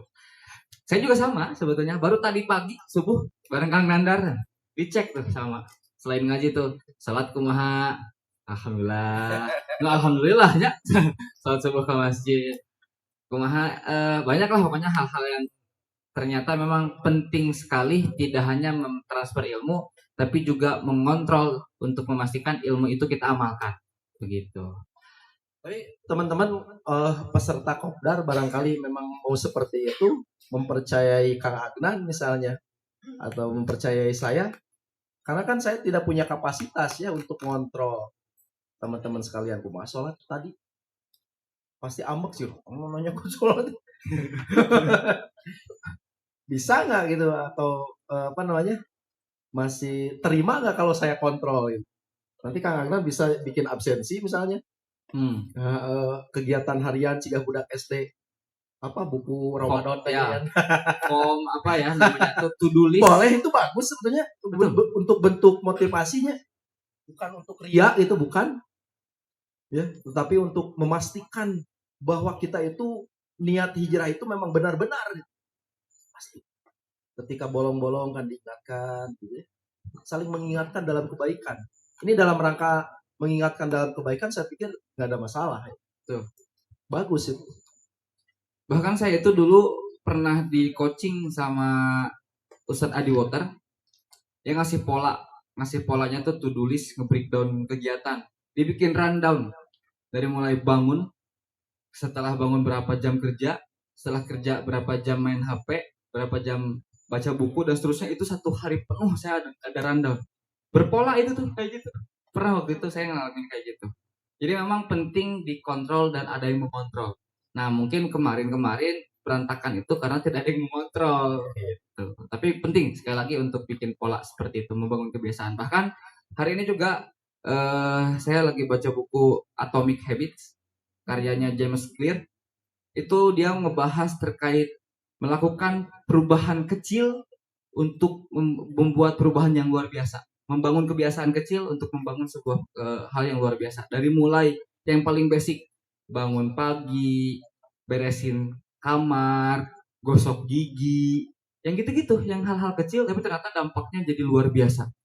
Dan dia membuktikan, ada satu cerita di Britain, di UK, ada satu klub sepeda yang bertahun-tahun gak pernah juara.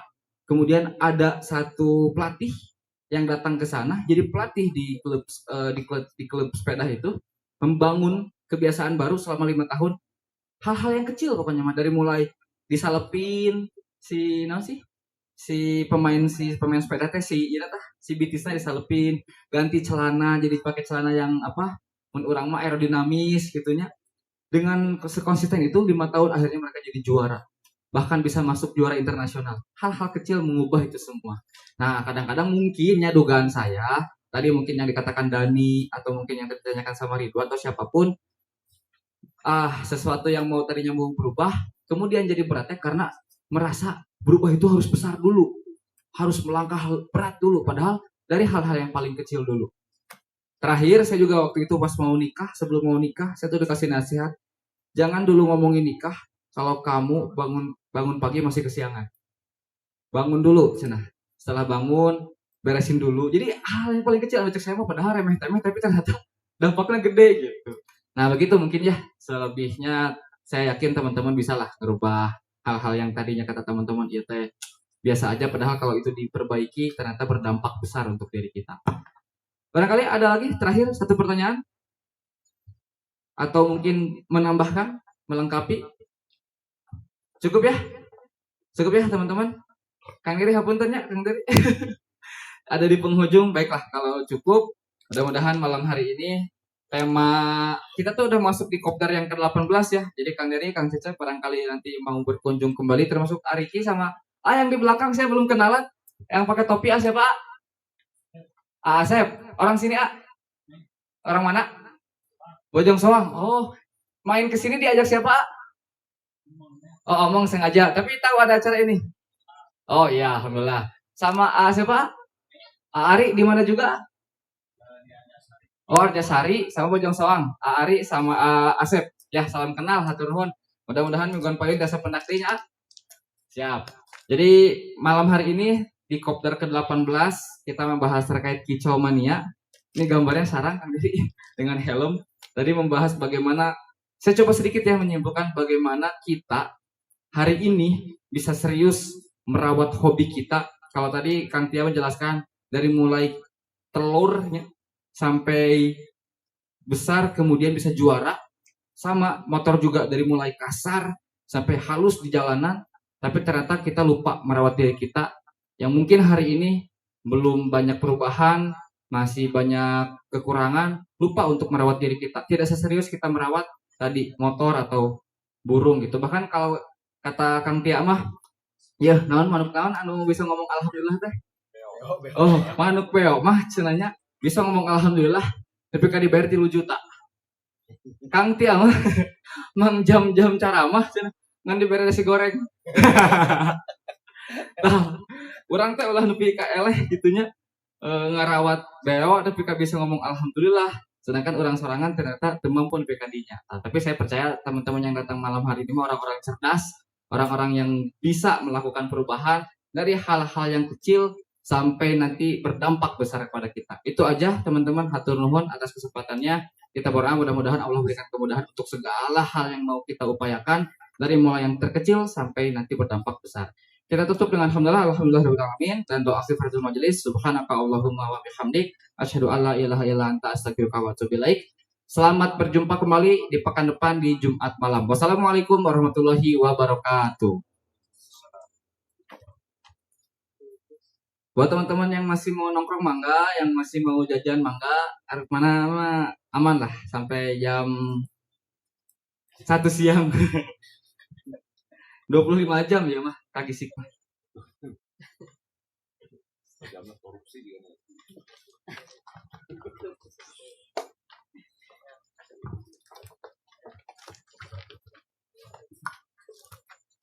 Ki, oh sini Ki, iya euy. Wan, bantuan lawan. Kayak eta bantu sana. Ki pareman heula Ki. Oh iya lah weh. Oh, boleh nanti kita